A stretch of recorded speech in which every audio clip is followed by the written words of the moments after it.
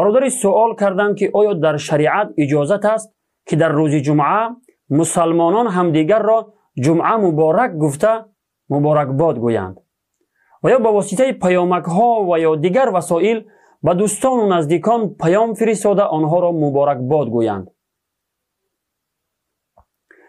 بنده در این مسئله به چند منبع و مراجع معتبر مذهب احناف مراجعت کردم.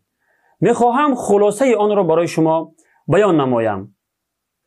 طبق احادیث گوهربار نبوی روز جمعه روز عید است و فضیلت های بیشماری دارد، ولی از آن جهتی که در این روز تبریک و تهنئه گفتن از پیامبر خدا صلی الله علیه و سلم و صحابه و تابعین رضی الله عنهم و امامان چهار مذهب رحمهم الله که ثابت نیست، ترک آن بهتر است، یعنی نکردن آن بهتر است، چون که آنها از ما دیده شریعت را خوبتر میفهمیدند، از ما دیده بیشتر به کار خیر و ثواب حریص و شوقمند بودند.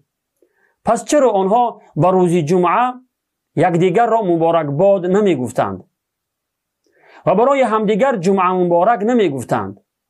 ببینید علمای مذهب حنفی چی می فرمایند. یکی از علمای برجسته مذهب حنفی ملا علی قاری رحمه الله در مرقات المفاتح شرح مشکات المصابیح می فرماید والمتابعة كما تكون في الفعل تكون في الترك أيضا فمن واظب على فعل لم يفعله الشارع فهو مبتدع. یعنی چطوری که در انجام کار پیروی لازم است، در ترک و نکردن کار نیز پیروی لازم است. پس شخصی که بر کار مواظبت کند، یعنی کاری را بر دوام انجام دهد که پیامبر خدا صلی الله علیه و سلم آن را نکرده باشد، مبتدع است، یعنی بدعت گذار است.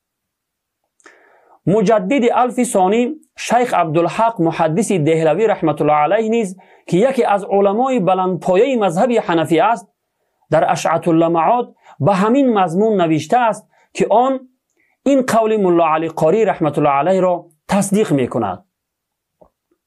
البته هستند نفرانی که تبریک گفتن روز جمعه را درست می دانند و از روی منبرها می گویند که جمعه مبارک گفتن سخن خوب است و پیامبر خدا صلی الله علیه و سلم به هر کار خوب مردم را تبریک می گفتند.